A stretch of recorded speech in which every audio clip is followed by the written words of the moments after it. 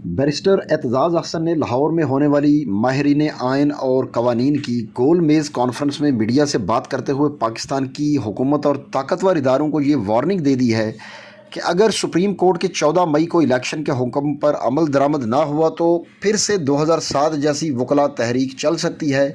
और ताकतवर इदारे के सरबरा को भी उन्होंने ये बता दिया कि सुप्रीम कोर्ट के हुक्म पर अमल दरामद करवाया जाए, क्योंकि ये उनकी आइनी ज़िम्मेदारी है और ऐसा ना होने की सूरत में उनके लिए क्या नताइज हो सकते हैं।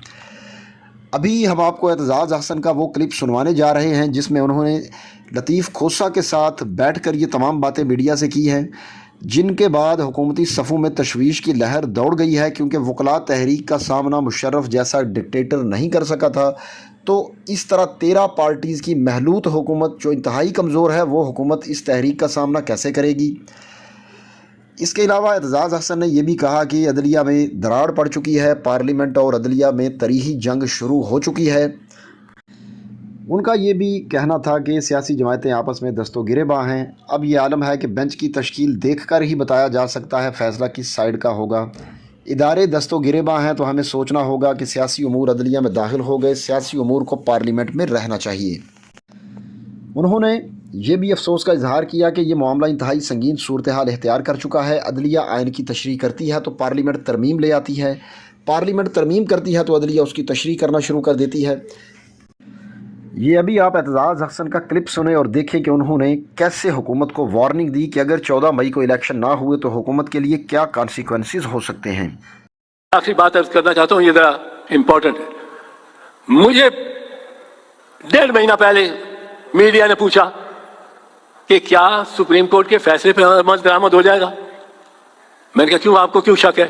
कि जी वो फौज कहती है हम नफरी नहीं दे सकते, वो रेंजर वाला इंटीरियर मिनिस्टर कहता है हम रेंजर नहीं दे सकते, वो क्या फाइनेंस मिनिस्टर कहता है मैं पैसे नहीं दे सकता, प्राइम मिनिस्टर कहता है कि इस बेंच को नहीं मानते, और उसका भाई भी ये कहता है जो लंदन में बैठा हुआ हम तो बेंच को नहीं मानते तो इसका फैसला कैसे मान सकते हैं। तो ये तो हुकूमत उस पे फैसले पे अमल ही नहीं करेगी। मैंने कहा और ये मेरा मौकफ है कि सुप्रीम कोर्ट का फैसला जो हतमी हो उस पे अमल दरामद खुद ही होगा। यह कोई करिश्मा है हमारी आइन का भी, हमारी आइनी सोच का भी, कि जो सुप्रीम कोर्ट ने लिख दिया और वो फाइनल फैसला है 1 मार्च 2023 का, जिसमें उन्होंने कहा कि आप इलेक्शन कराओ।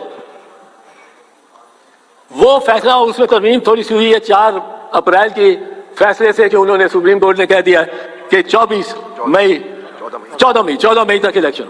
ये इलेक्शन 14 मई को होंगे। ये बस ये soft power of this court होती है, अदालत की सॉफ्ट पावर होती है, उसको बंदूकें तोपों की जरूरत नहीं है।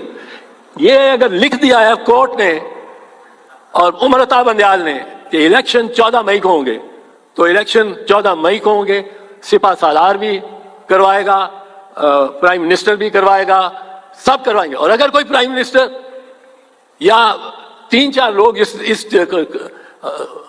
इस कोशिश में पाए गए कि इलेक्शंस ना हो और सुप्रीम कोर्ट को डिसोबे किया जाए, जैसे प्राइम मिनिस्टर ने तो कह दिया, लॉ मिनिस्टर ने तो कह दिया, इंटीरियर मिनिस्टर ने तो कह दिया, अब जिसने कह दिया कि हम नहीं मानेंगे सुप्रीम कोर्ट के वर्डिक्ट को, मैं ये समझता हूं उसको जब तलब करेगी अदालत, वो आएगा तो उससे पूछा जाएगा ये तुमने बयान दिया, आपने बयान दिया कि आप मानते ही नहीं सुप्रीम कोर्ट और इस फैसले को।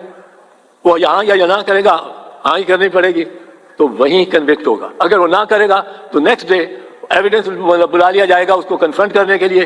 वो जो टेप चलती है कौमी असेंबली में, वो ट्रांसक्रिप्ट वो मंगा लिया जाएगा और next day he will be convicted and sentence may be to till the rising of the court, जिस तरह यूसुफ रजा गिलानी से हुआ, और 5 साल के लिए डिस्क्वालीफाई होगा। ये इनको पता लगना चाहिए। And we stand with the constitution, with accountability in accordance with the constitution, with the Supreme Court and the orders of the Supreme Court, and we may have to march.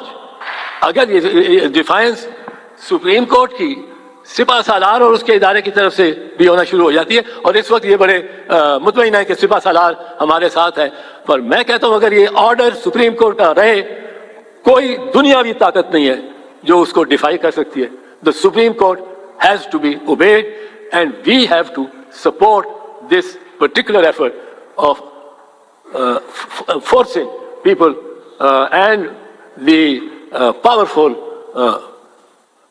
institutions to obey the Supreme Court and the Chief Justice. Thank you.